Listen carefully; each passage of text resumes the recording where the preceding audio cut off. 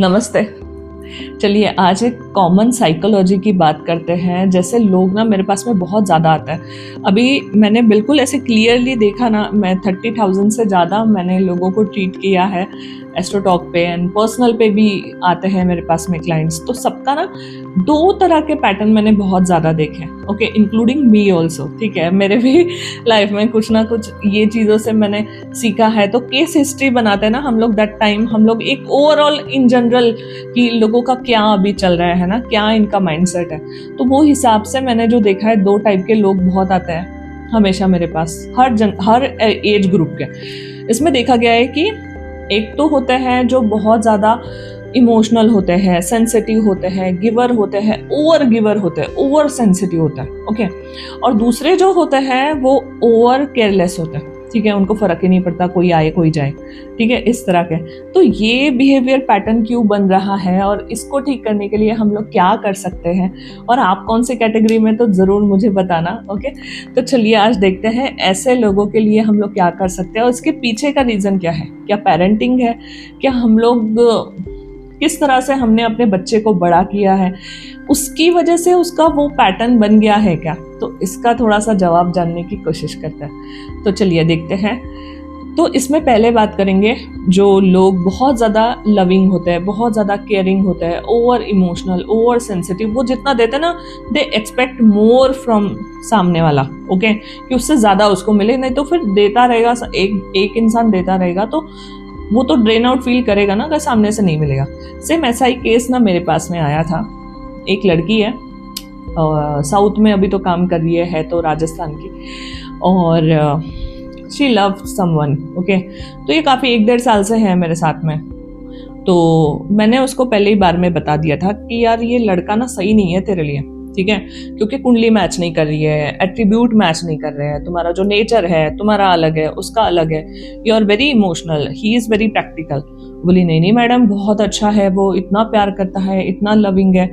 तो मैंने थोड़ा सा ना उसके पास्ट में जाने की कोशिश की, पीछे से बचपन से हिस्ट्री जानने की कोशिश की। उस समय पे मुझे पता चला कि उसके फादर की बहुत जल्दी कम एज में डेथ हो गई थी, जब ये 2-3 साल की थी, और उसके बाद में उसकी मदर की कहीं और शादी हो गई थी। अब इसको और इसके भाई को, बड़ा भाई है इसका, इनको इसके दादा दादी ने बड़ा किया था, ठीक है। बट भाई के साथ भी उतना अच्छा रिश्ता नहीं था उसका पहले से, ठीक है। फिर कुछ 12th के बाद में ये तो बाहर ही चली गई पढ़ने के लिए, बाकी सारी चीज़ें। तो वो डिटैचमेंट, लोनलीनेस, वो जो एम्प्टीनेस था ना, वो उसके अंदर हमेशा रहा, ओके। इन बिटवीन ये बंदा आया उसके लाइफ में, ओके। इसकी पढ़ाई चलती रही, एकदम नॉर्मल एक ह्यूमन जैसा बढ़ता है उसी तरह से बड़ी हुई। ये लड़का आया और जैसे कि हर लड़के करते हैं, स्टार्टिंग में तो अच्छा ही दिखाएंगे ना वो लोग, जो जिस चीज़ की आपको ज़रूरत है, केयर की, लव की, वो तो वो ही दिखाएंगे। तो बिल्कुल ये लड़के ने वही किया, और उसको ओवर प्यार, ओवर अटैचमेंट, ओवर, है ना, बहुत ज़्यादा उसको दिखाया। एंड शी फील कि यार ये तो वो एम्प्टीनेस को फील कर रहा है ना। और वो बहुत ज़्यादा खुश हो गई कि हाँ, मैं इसी को तो ढूंढ रही थी, यही तो मेरे को चाहिए था। बट ये टेम्पररी था। ये करीबन 2-3 महीने चला।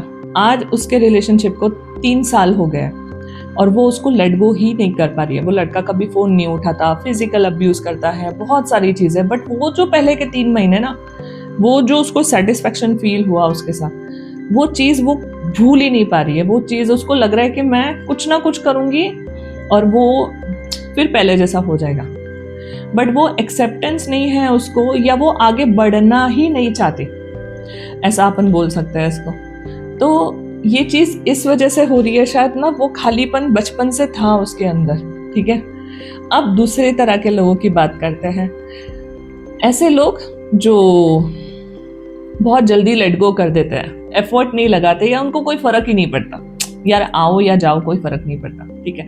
तो ऐसे लोगों के पास्ट में अगर इसी का बॉयफ्रेंड है, उस तरह के प्रैक्टिकल लोग बोल लो, या बाकी के, है ना, जैसे आजकल की जनरेशन में चल रहा है कि लोग आएंगे मेरे पास में, मेरे को पूछेंगे कि मैम व्हाट नेक्स्ट, मेरा ब्रेकअप हुआ है कल, अब नया कब, कौन आएगा, ऐसे। तो मतलब इतने बिंदास, उनको कोई हार्ड फीलिंग नहीं है, कुछ बुरा नहीं लग रहा, कुछ नहीं। तो ऐसे लोग क्यों होते हैं, ठीक है। इनके अगर पास्ट में जाके देखें ना, तो they are very pampered child, okay, कि इनको ना बचपन से बहुत सारी चीज़ें बहुत इजीली मिल गई, तो वो चीज़ों की कदर नहीं कर पाए। कोई चीज़ अगर उनसे टूट गई तो ऐसा हुआ कि पेरेंट्स ने और ज़्यादा अच्छी ला के दी, तो वो ऐसे बन गए कि एक चीज़ चली गई तो दूसरी आएगी, और वो भी उससे ज़्यादा बेटर आएगी। तो ये माइंडसेट बन गया, तो वो किसी भी चीज़ की ना रिस्पेक्ट, वैल्यू, कदर नहीं कर पाए। ओके, तो इस तरह से इनका अपब्रिंगिंग हो गया, अब यही उनका माइंडसेट बन गया। तो यही चीज़ें वो इमोशंस पे भी इन्वॉल्व हो गए, इमोशंस पे भी उन्होंने यही वाली चीज़ अप्लाई कर दी। ठीक है, तो बेसिकली दे फील इमोशनलेस, ऐसे बोल सकते हैं अपन। ठीक है, कि उनको किसी के लिए कुछ है ही नहीं। बट एट द एंड हम लोग देखेंगे ना, तो ये लड़की जो खींच तान करके बस किसी भी तरह से वही लड़का चाहिए, वो ही चाहिए, मतलब किसी और के पास मैं देख ही नहीं सकती, मैं तो रह ही नहीं सकती। भाई वो नहीं मान रहा ना, क्या कर लेगी तू, है ना? बट नहीं, मेरे को वही चाहिए। अगर इसकी शादी गलती से उसके साथ हो भी गई ना, she never feel satisfied, she never feel happy. Okay, और अगर इस तरह के लड़के जो हैं उनके साथ भी अगर कोई बाय चांस इन फ्यूचर, है ना, ये वाली चीज़ होती है, अगर वो उनको सच्चा प्यार मिल भी जाता है, तो वो वैल्यू नहीं कर पाएंगे। शायद खोने के बाद वो सोचे कि यार मैंने तो गलत कर दिया, इसके साथ बेटर फील हो रहा था, मैंने क्यों नहीं कदर की, और तब तक शायद बहुत ज़्यादा लेट हो जाएगा, है ना? तो अगर ये चीज़ को अपने को ठीक करना है, तो एक बैलेंस पेरेंटिंग अपने को अभी से एटलीस्ट करना शुरू करना चाहिए, ताकि आगे के जनरेशन में ये वाली चीज़ें ना कैरी फॉरवर्ड हो। ठीक है, अपने अंदर अगर अपन बोलेंगे ना, तो हम लोग को एक ना स्पिरिचुअल टच होना बहुत ज़रूरी है, ऊपर वाले का एक कनेक्शन होना बहुत ज़रूरी है, जो कि बहुत कम है। मतलब हम लोग जब छोटे थे, हमारी नानी थी हमारे साथ में, तो वो मेक श्योर करती थी कि मॉर्निंग में, इवनिंग में हमको पूजा करनी है, सबको साथ में बैठ के करनी है, 2-3 जो प्रेयर थी वो तो बोलनी ही बोलनी है, और ये तुमको करना है, इस तरह का। तो उससे क्या होता है, एक ना सरेंडर वाली भावना आती है, एक कनेक्शन बनता है ऊपर वाले के साथ में। ओके, तो जहाँ पे ना आपको डिसीजन मेकिंग बहुत ज़्यादा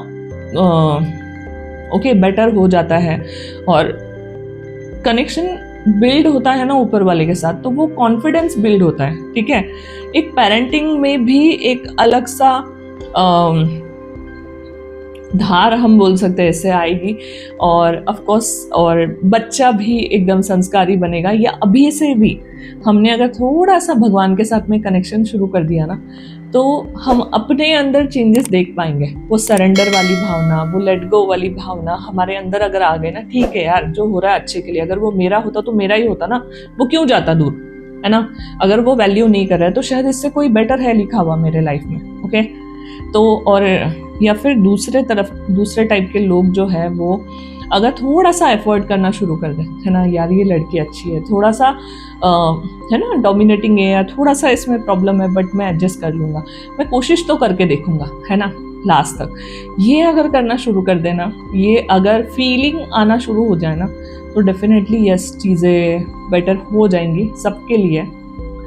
ओके, तो ये डेफिनेटली करके देखना चाहिए, एज अ पेरेंट ऑल्सो हमको करके देखना चाहिए, और अपने खुद के लिए, क्योंकि एक अच्छा मन होगा ना, खुशी इम्पोर्टेंट है। ओके, जब हम लोग खुश नहीं रहेंगे ना, तभी तो ये सारी चीज़ें हो रही है, मतलब हार्ट अटैक होना, एंजाइटी का इतना प्रॉब्लम होना, ये सारी चीज़ें हो क्यों रही है? This is all because of it.